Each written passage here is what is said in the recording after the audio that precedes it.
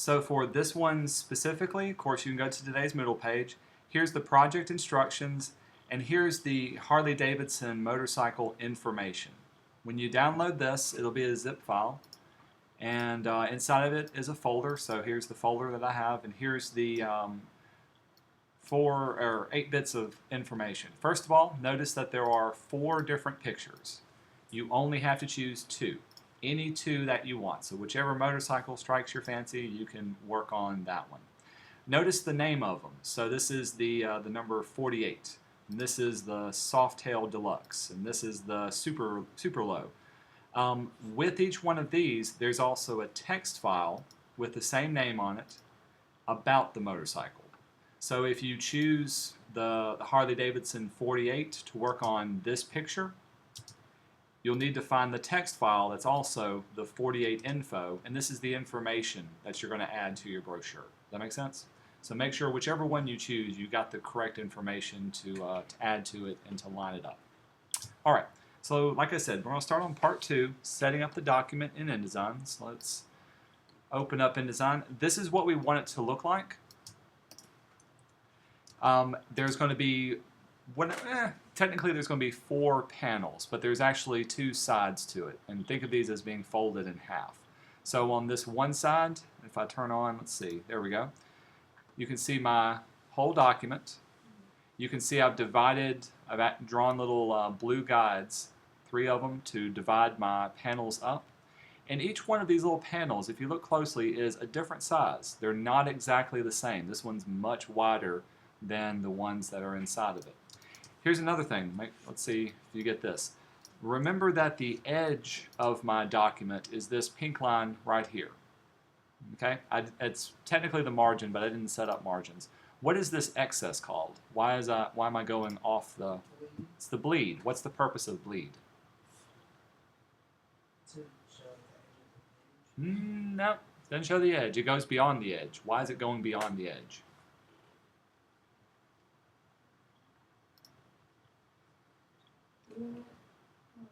You want pictures all across and not have a border? A white border, exactly. Really, really close. When you crop it, exactly. There's no printer in the world that's going to print all the way to the edge. So you make it slightly larger than your paper, and you crop the paper down to the exact side. That's what the bleed is allowing me to do. So when we set this up, we want to make sure it's got enough bleed, it's got enough information on that. So let's make a new document. This is in InDesign. You can see I give you the information for it. It's going to be 2 pages, a front and a back. It's going to be facing unchecked. Okay, so these aren't going to be facing one another. Just yeah, they're going to be one on top of each other. I'll show you that when we get it set up. The size of it is going to be legal size paper. And if you remember your standard paper sizes, that's 8.5 wide by 14 inches tall. But instead of it being, we want it to be wider than tall. So we're going to set our orientation to landscape right here.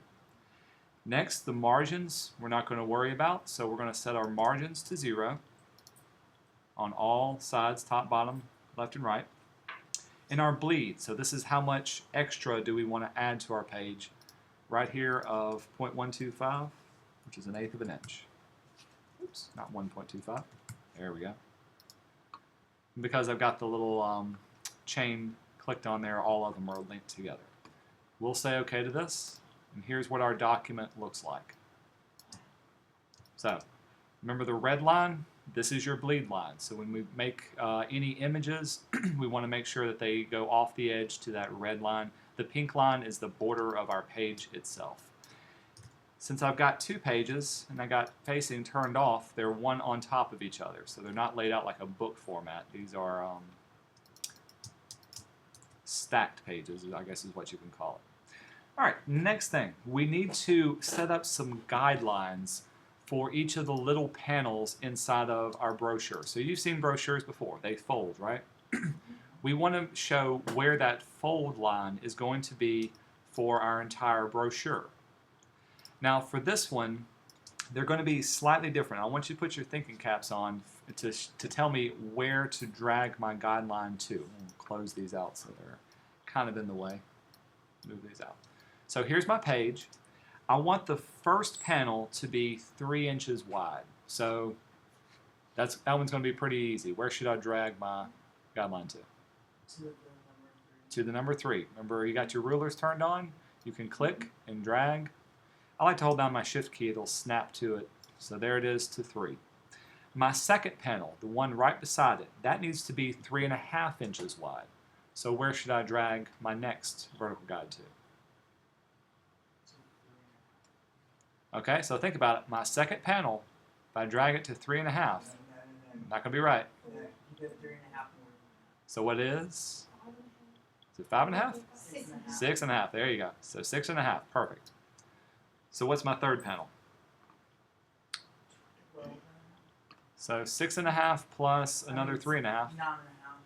9.5. No. 6.5 plus 3.5. Not 9.5. Oh, And a half. 10. 10. Right at 10. And if you did it right, the last one should be exactly 4 inches. And you notice there it is. There's 14 from 10. So that's exactly 4 inches wide. All cool? Now we got to do it exactly in reverse. So this is the first page. This is that we're working on. Let's go to the second page. Now keep in mind, the second page is flipped over. Okay? So everything that's on this side, if y'all look at your screen, on the right side, now needs to be on the left side. So we're going in backwards order. So you tell me, where should my first panel be drugged to? To 4. Why 4? Because that's the last panel. Last panel. So this distance and this distance is exactly the same. So where should the next one be? 7.5. Why 7.5? Because it's 3.5. Exactly. 3.5 larger. Is this making sense? I lost you? And what's the last one? Same thing. Yeah, 2, 3. Which one? That's 7.5, and the last one should be another 3.5 inches. 11. Right at 11. Right there. Perfect. All good? Cool. So that's how you have everything set up. And hopefully I got it all right. So this last one should be exactly 3 inches wide. All right. Today we're only going to work on this first page. You've got everything set up. Everything looks really good. This is where I'm going to break from step 2 because after this you're going to start adding your images. And so this is where this comes in. What I'm going to show you how to do is I want you to take these images and I want to change the color of the background. Doing this is going to add contrast between the picture of the bicycle and the background. Remember, contrast is one of the design emphasis elements that we've been studying about. Notice how because the background is one solid color and this is different, your eye is a little bit more drawn to it. This is kind of the Papa Bear mentality. Do you remember what this style of layout is called? Talked about it yesterday.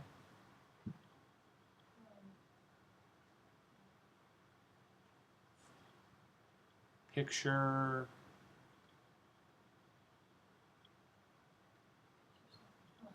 window. So this is a picture window type layout. You've got one big picture and your information is below it. So the picture, of course, is going to be the most important thing.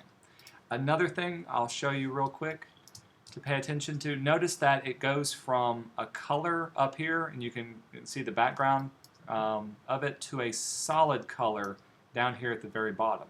So we're going to do some fun things where it pulls from full image down to just a solid color image down at the bottom, no matter what color you choose from one to the other side. All right. To do this, we're going to pull into Photoshop. Let's see. Well, I'll work on this one. Drag the image down to Photoshop. And this is where now I'm on part 1 of the instructions that I gave you. Open up any one of them into Photoshop. Let's see if I had another one opened up previously that will show you the end result. Yeah, here we are. That's not it. Aha. So this will be the end result. This is what we're looking for to edit our picture. Check out our layers palette. Notice I've got a picture of my the bicycle, and it's got, what is this? Layer mask. So it's a layer mask. So we're going to be masking it out. Below it is a gradient. So this is whatever color that we choose. It's going to go. This is what's going to give us that going from the picture to a solid color. What type of layer is this one? Color fill. It's a solid color fill. We did that yesterday doing the dog. We had to fill in the dog with a solid. And finally, there's the background. So I'm actually going to make a copy of the background picture, and we're going to be working on two different colors of it. So we'll go back to what we're working on. All right, so I've got it open. I love working on these type of images because you can get great high quality, high resolution images to work with. One downside, however, is oftentimes they'll put their logo at the very top of it. I'm going to show you the quick way of getting rid of this. This is step 2. I'm going to use a tool called the patch tool. Patch tool will allow me to click and drag over an area. It's kind of like a selection tool. With it selected, I can click and drag and choose some pixels to fill it in. When I let go, there it is, completely gone. And it looks completely nice. It's not just like a paintbrush. It fills in that area. So that's the first thing to do. Select it, drag it, and deselect it, Command D, once we're done. Next thing we need to do is in our layers palette, make a duplication, a copy of the background layer. If you didn't know this, you can drag any layer to the create new, and it'll make a copy of it. So there's our background copy that we had. If you don't want to click and drag, you can always hold down Control and click, and there's duplicate layer. That's the other step that you can use as well. Okay, so now I've got a copy of it and a copy of it below it. In between these two, this is where I want to add a solid fill color in between it. Now if I click on the first background and I add another layer to it, it's going to add above it, which is what we want. So select this one. And do you remember how to make a new fill color? Where do I go to find a new fill layer?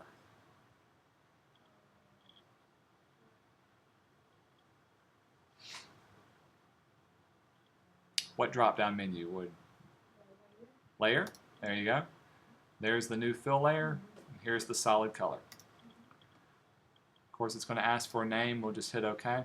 You can really choose any color that you want. I like to use a bright red simply because red tends to show up. Also bright blue or something that's different. Since there is some red on here, I'm going to use a blue just so we can see the difference between the two. So check out my layers now. I've got this fill color in between those two different ones. Now here comes the magic. We need to make a layer mask on this background copy that will mask out all the background and only see our motorcycle. How do we make a new layer mask? Where's the button to quickly do it? Bottom of the layers. Here it is right here. When I click it, of course it's going to add that, and whatever I paint black inside of here, so I'm going to choose my paintbrush, swap it over to black, and I can tell where I'm painting because, why? Well, it's because it's turning blue. I notice now I don't have my opacity up to 100%. That's why there it is, 100% opaque on blue. Now I'm going to do something to make it a whole lot easier, because if I did it this way, I would have to go around my entire motorcycle very carefully and paint it off. Remember, if you make a mistake, just swap back over to white and you can repaint it again. Remember the quick way of making a layer mask? I'm going to delete this layer mask and we're going to try it again. Let's hit delete. What's a quick way I can only select my, or tell it to mask out everything except for the motorcycle? Not the clip and mask. We're still going to use the layer mask. Okay. Okay. You're onto it. How do I do that? Okay. What tool should I use to? Quick selection tool. Bingo. Remember with this one, you can quickly kind of paint over an area, make your selection, and I'm not going to do too bad of a job. Very quickly I can select the area that I want it to add on to. Do make sure you get some of the smaller details, so like down here in the foot pedal, we'll get the whole wheel. Try not to get the background. Uh-oh. If you do accidentally get the background, notice the little plus sign that's on my, my brush. If I hold down my Option key, it turns into a minus sign. I can just delete away that selection. That's the great thing about this tool. And let's get the top up here. So it's got a lot of nooks and crannies, so it may take you a little bit of selecting time. Well worth it in the end. Hold down Option, deselect this area, maybe refine that edge. Okay, so that's looking pretty good. With it selected now, get the back end of this.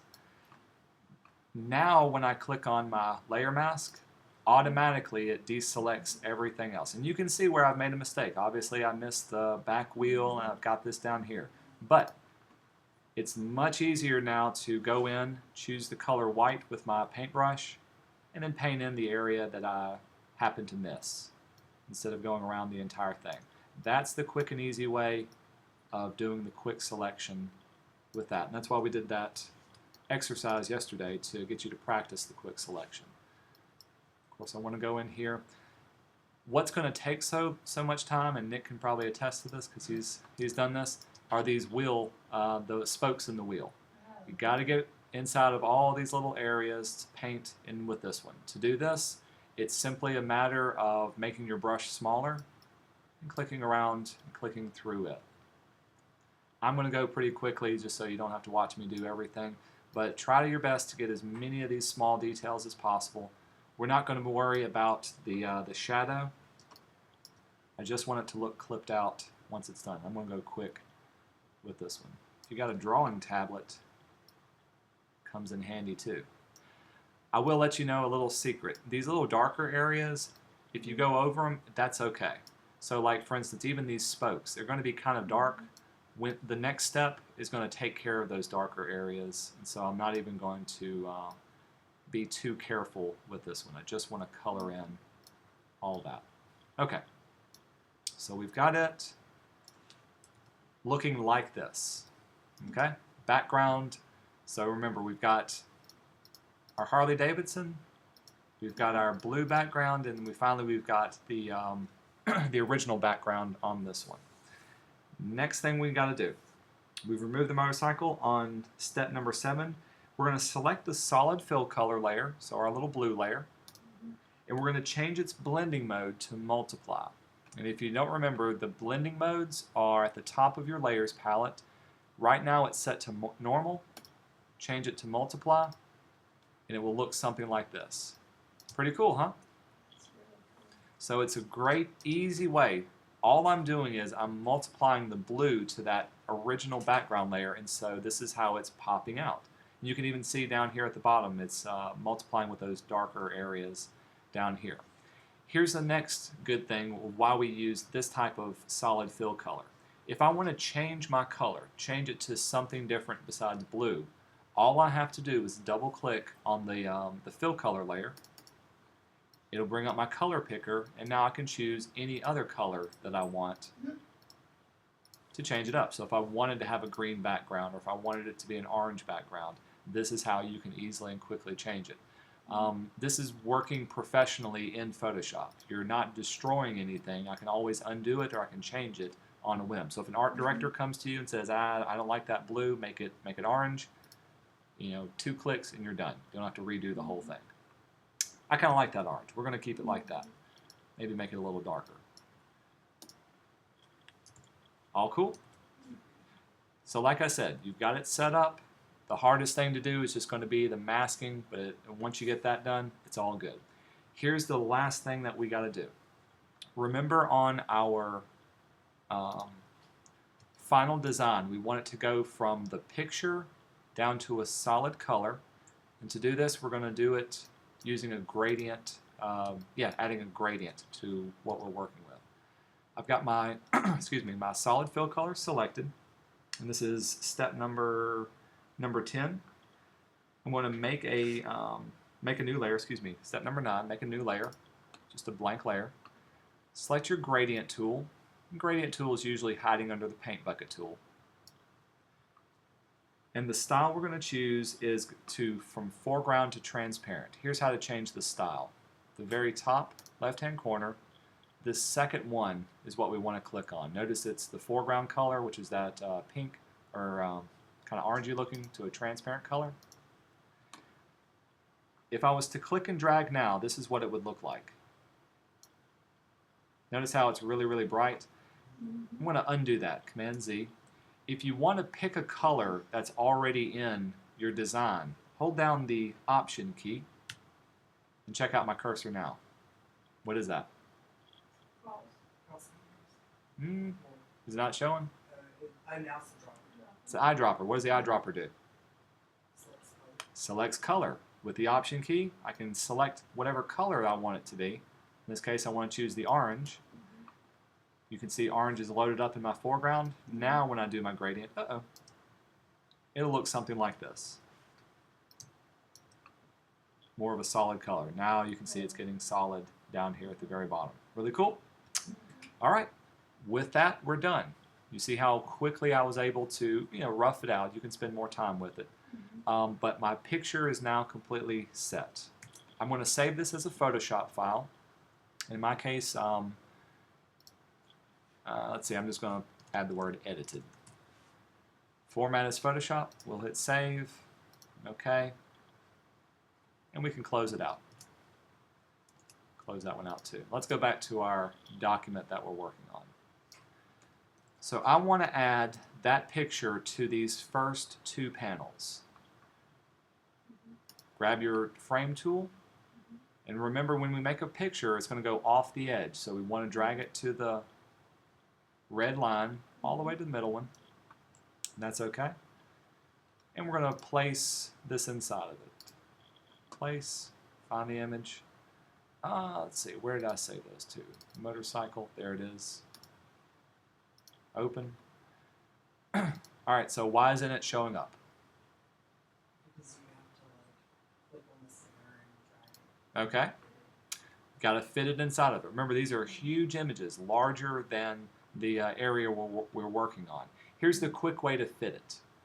Rather than clicking on the edges, like you were saying, to drag it in, you can automatically fit it by clicking on either this button or this button. It'll fit your contents either proportionally or fit the frame proportionally. So let's try the first one. There we go.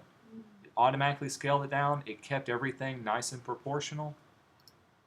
Or if I click the other one, it'll fit the entire thing inside of it. I think the first one works out pretty well by itself.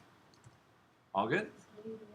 It's bleeding over, exactly. It's you got more than you need, which in graphic design is better than not having enough, because you're having to make up the difference.